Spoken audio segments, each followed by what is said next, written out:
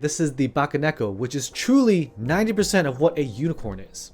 Let's get into it. Stock versus stock, like a stock Bakaneko with the hotspot PCB and the FR4 plate, it sounds a little bit more hollow and feels extremely light compared to the likes of a unicorn. This is not ideal. The unicorn just has a better finish.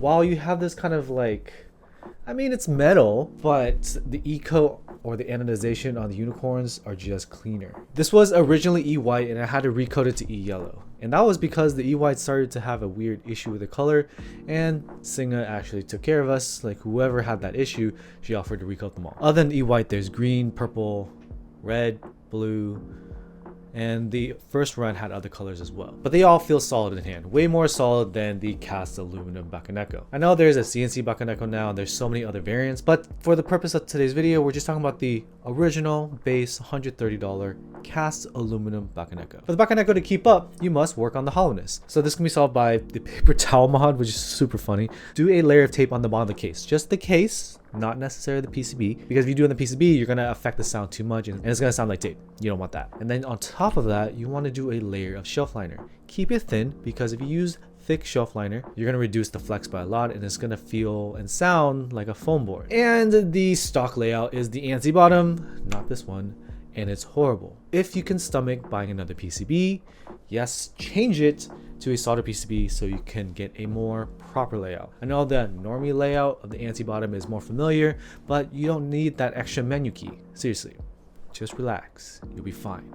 Give it up. But with the solder PCB, it makes it more like a $180 keyboard rather than $130, especially if you're buying from the West Coast. If you're on the East Coast, CandyKey shipping is gonna be much cheaper, so it's not gonna be too bad. But for us West Coasters, but yeah, if you solder, you're gonna open up a lot more plate options. With a solder PCB over hotspot PCB, you can use a half plate, which means there's no plate in the middle. And I have a half plate on my unicorn, so that's because it's soldered. If you have hotspot with half plate, it's not gonna work great. And hotspot with polycarbonate plate or a more soft plate material, it's gonna be a little bit unreliable as well. It can work if you're careful. You won't be able to pop out switches to hotspot all the time without worry.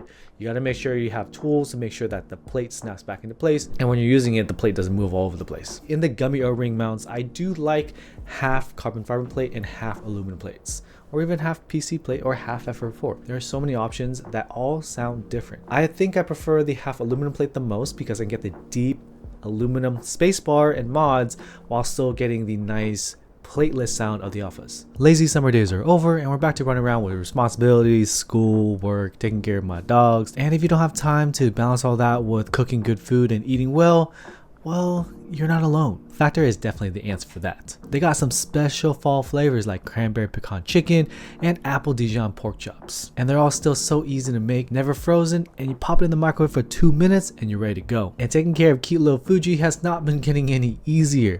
As a puppy, she's always running around and she never sleeps, or she'll wake up at random parts of the night, making it really hard for me to stay on track, get some rest. And when it comes down to it, I end up wanting to go get fast food to just give myself some sanity. So these quick Factor meals are going to be a lifesaver in those situations. If this sounds good to you, head to factor75.com or click the link below and use code ANDV50 to get 50% off your first box. Honestly, thinking about getting groceries, prepping vegetables, cooking it, eating it, then cleaning up all the dishes, it's a lot of work. So once again, check out factor75.com or click the link below and use code ANDV50 to get 50% off your first box. Now let's get back to the video. How do you get these custom plates? Well, unfortunately, you got to do custom orders through CBB or through another manufacturer. Don't ask me for my files. I actually don't have them because I asked people to do it for me because I'm very dumb. It's not too hard because these 60s are standard plates, so you can just get publicly available files. As for the weight and finish, well, you're not gonna be able to get from cast aluminum over to CNC aluminum with a brass weight. Like, there's too much of a gap there. CandyKeys is selling CNC Bakanekos like I mentioned, and there are other designers who make brass weight Bakanekos as well, such as the CL60. But let's get back to our budget boy, the Bakaneko, the OG. Now you have a decently modded Bakaneko with some fun switches. Broken in and lubed behind the leaf, Cherry MX Browns on polycarbonate plate. Let's see how this sounds.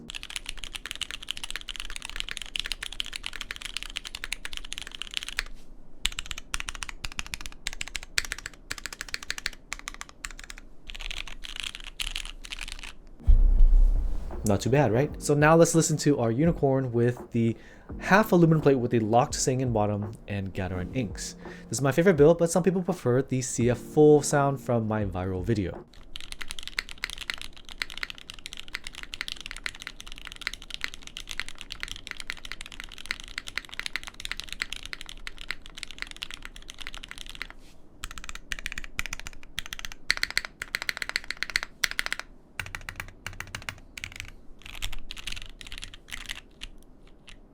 Okay, they don't sound quite the same, right?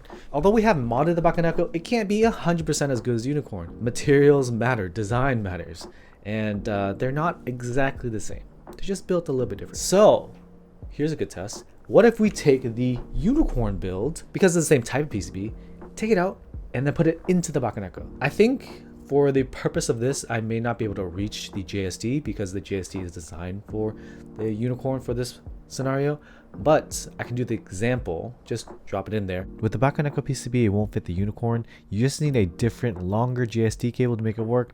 We didn't have that cable here, so I'm just going to mock build it.